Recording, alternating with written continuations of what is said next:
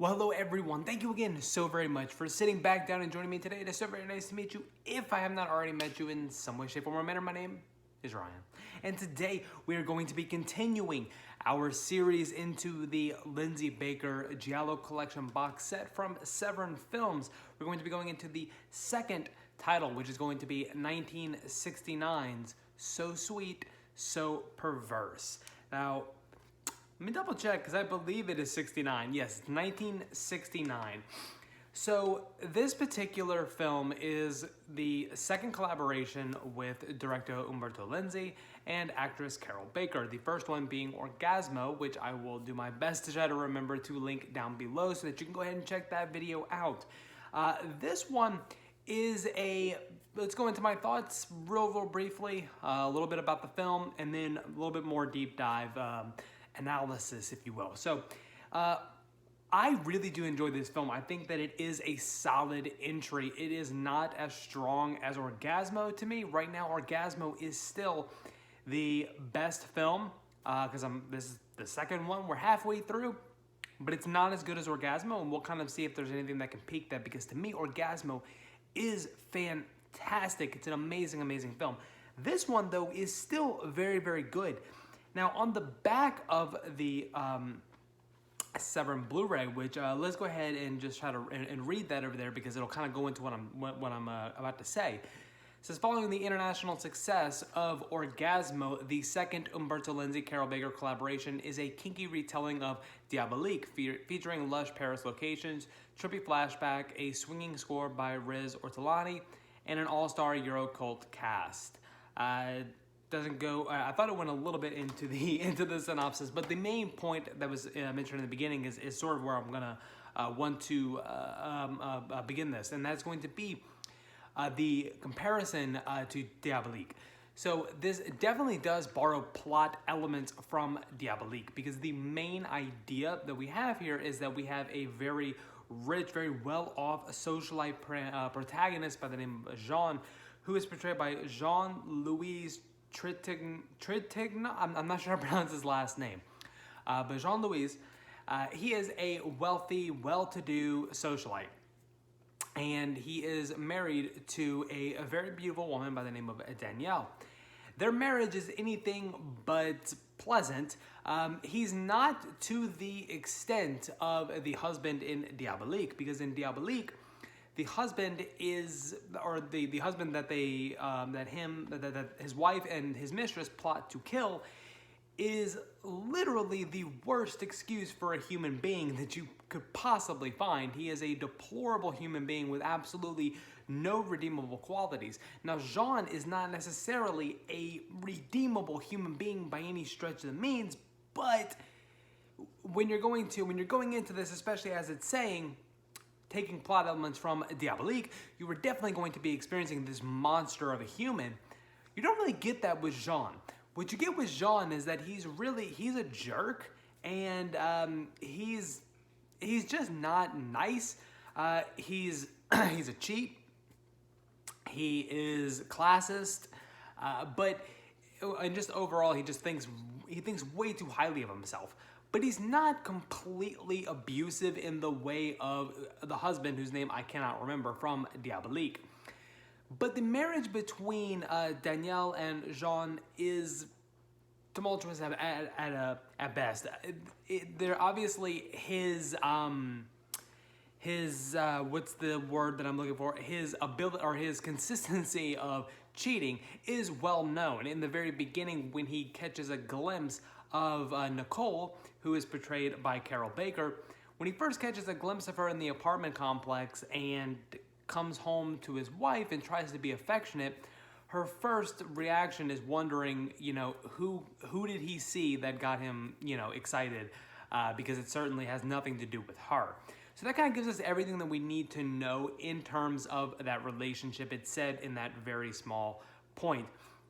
But then they do kind of expand, and it's really it's an unhappy marriage to where there is no love, and the expectation of him cheating is pretty much a given. But that doesn't necessarily mean that Danielle does not still harbor something. That not so much maybe harboring something, but the fact, and you see it in the film, that just because the relationship itself is checked out, that doesn't mean that she does not have the ability to be hurt by his actions, which is something that I think is very, very important in the film. So with Jean and Nicole, or they pronounce it Nicole, but it's a Nicole. When Jean meets Nicole in their apartment building, which the apartments are amazing. They're mini mansions, and it's hard to see that as being an apartment. Every single apartment is a penthouse suite, and he first sees her and tries to, she drops something and uses it as an excuse to go find her, and he's pretty relentless with meeting her. I mean, he's totally fine with breaking and entering just to see her, but he falls into this abusive relationship that she has with this man named Klaus, and then a romance begins to bud, and he wants to take her away from Klaus, and that's where everything starts to take off. And no matter where they're going to go, no matter how they're trying to build the relationship, she is always going to, one, be thinking about Klaus, because there's a little bit of this Stockholm syndrome towards her feelings that she expresses early on, and then just the fact that she can't hide from him. He's never going to leave her alone. He's always going to find them. And then so just take that, and it continues to build towards that aspect, because I don't want to go into spoiler territory. Now, if you've seen Diabolique, which I'm not going to spoil Diabolique at all, there are elements to Diabolique that are going to be evident or expressed and used in So Sweet, So Perverse, including the idea of killing the husband and the thought of killing the husband. That's definitely going to be a plot point, because there is a plot to murder Jean. I believe it's like a $20,000 payoff, $20,000 or $50,000, something. The monetary amount doesn't matter. But that's where the mystery element is coming into play, because as it is in Diabolique, and as you would expect in a Giallo, everything is not necessarily as it seems. There are going to be some twists and turns. One of the things that I will say, though, is that the twists, whereas they are not as strong as they are in Diabolique, because this movie is not Diabolique, they are well done, and they are impressive, even though, having seen Diabolique, not everything on here is going to be surprising. There are a couple of points where it even kind of took me by surprise, but what I will find is that the ending to So Sweet, So Perverse, to me, is stronger than the ending in Diabolique. Not the very, very end of the movie, but sort of the resolution before the final scene in Diabolique, because of the fact that the ending to this film leaves the characters in a sense of, let's say, constant dread, a sense of, always being tormented and always being haunted, and always being chased, or however you want to say it. To say in the most ambiguous terms that I possibly can.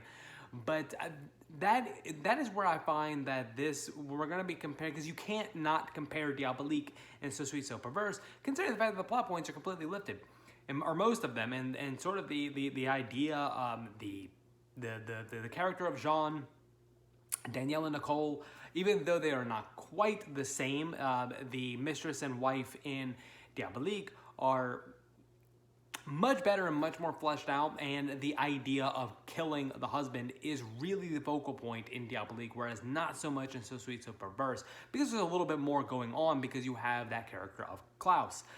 Because in Diabolique, it's just them two that are going to plot this out and try to cover it up and get away with it, right?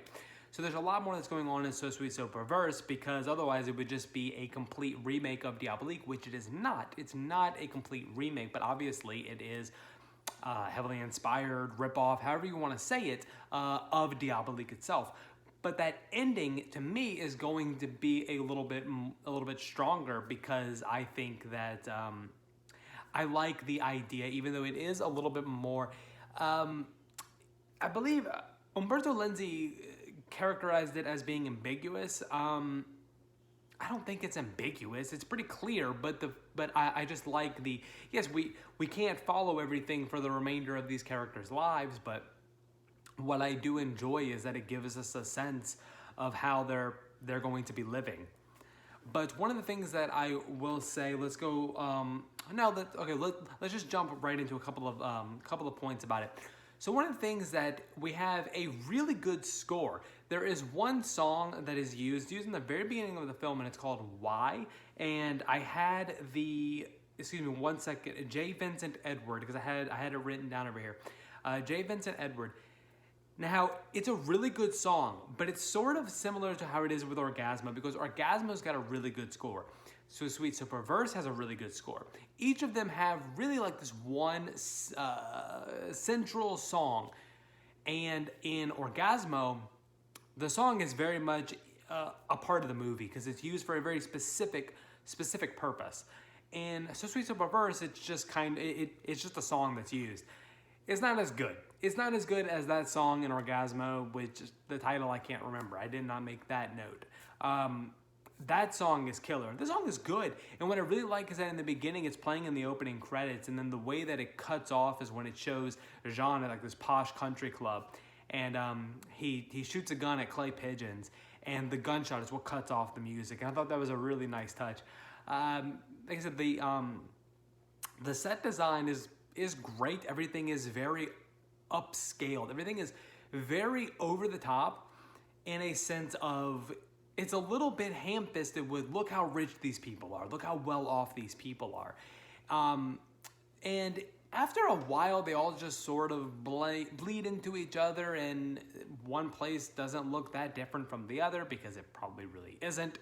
But you do get a lot of really nice exterior shots, a lot of good Paris shots, a lot of really good stuff in there. There's not much really to say about camera work, apart from, I mean, it is Giallo, it's Umberto Lenzi. There's a lot of the crazy zooms, especially in this one sort of really trippy, almost nightmarish sequence that stars Carol Baker when she is relaying a couple of things to Jean, which has this really tormented nightmare scene that takes place on a beach of her being attacked by Klaus. And it's like draped in red, and that's where you get most of this really crazy camera work. But it's not really as over the top and as relied upon as it was in Orgasmo. So it's a little bit more scaled back, I found. I don't know if that was so much intentional or just kind of how it ended up being, because of the fact that he wanted more of these wide shots to really show the set design. The acting, Carol Baker is fantastic, just as she was in Orgasmo. I really don't have any complaints. I think that she is absolutely lovely. Danielle, Erica Blanc, who plays Danielle, she is great, because she constantly, as I was saying, the relationship between Danielle and Jean is known to be pretty much dead, but that doesn't mean that she doesn't have the ability to be hurt. So what I really like is that she always seems very despondent, but there's a lot of times when she's clearly having that pain is being expressed out of her, and I think that she does that really, really well. There's not really a lot of scenes of violence, really, except for that one nightmarish scene that I mentioned. There is a brief moment of violence towards the end that is culminating towards the end of the plot to kill Jean, where that's where the scenes, the film starts piling on those twists. Not quite so much like rapid fire as it did with something like Orgasmo, but that's where they start kind of layering them on. And everybody else, like Horst Frank, is that a name? Well, it's got to be a name. It's his name. I just don't hear Horst, but Horst Frank is who plays Klaus, and Klaus is fine. You're not really gonna get much of him. He's more of just like there's more shots of him standing in a doorway than him actually doing anything towards the latter part of the film.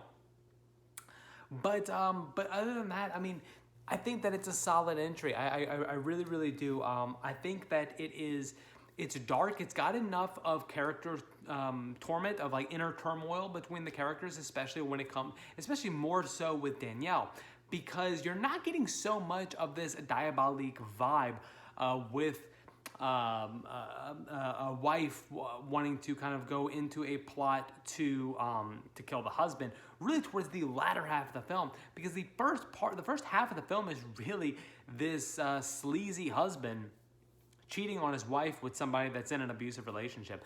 But then when the second half comes in, we get that diabolique element to it, or element.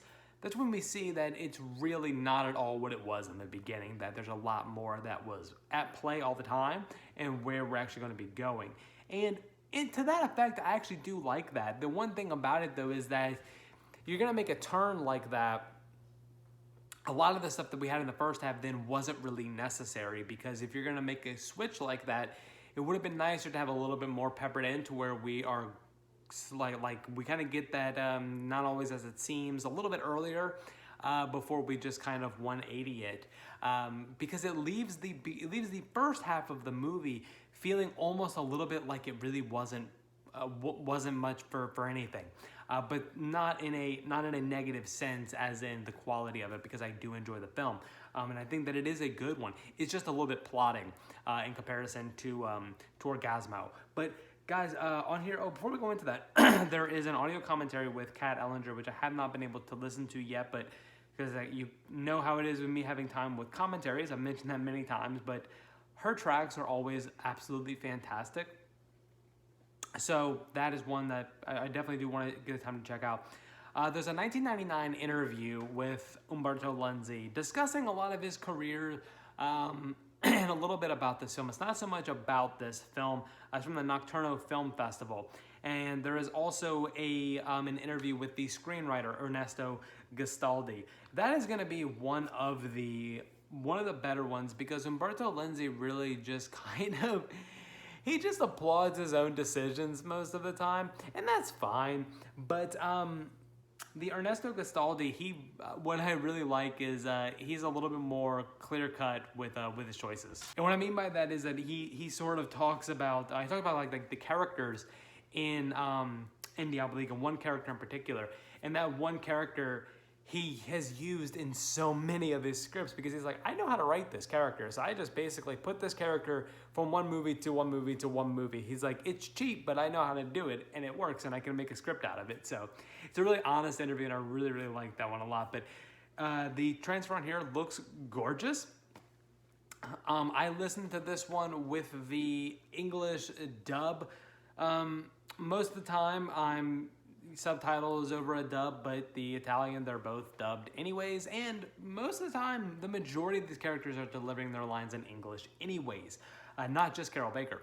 So that was my reason for that. I have not checked out to see, it sounds fine. The film looks great, it sounds great. I haven't listened to the Italian audio track to give that comparison for you, unfortunately, but guys, that's gonna be everything that I have to say on the second entry into the Lindsay Baker Giallo collection box set from SEVERIN Films with So Sweet, So Perverse. My dog is now officially checking out of this. She is over it. So, but hopefully you weren't. Hopefully that you enjoyed it as you hear the toenails clack into the distance. So again, thank you so much for checking out this video, this installment. If you liked it, please be sure to hit the like button, hit the subscribe button for more additional content. We've got these box set adventures, individual reviews, sale hauls, collection updates, all that stuff, with much more coming along down the pipelines.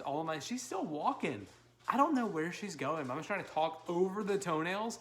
All of my social media and contact information can be found in the description box down below, and at the time of me recording this video, so definitely once you watch it, because it's already out, I am featured in an episode of Cobwebs, a Gothic cinema podcast hosted by Daniel Epler. We talk about two transitional horror films and two iconic, two horror films featuring aging horror icons playing aging horror icons, being Targets and Madhouse. So please go ahead and check out that episode if you have not already, if you did not listen to Cobwebs.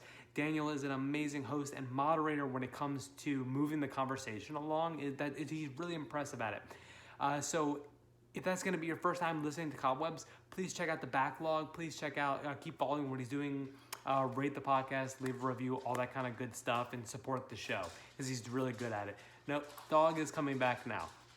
I don't know what she's in. She might have to go out. So we'll go ahead and close this out. So again, thank you so much for watching this video. I really, truly hope that you enjoyed it. And I also hope that you enjoy the rest of your day.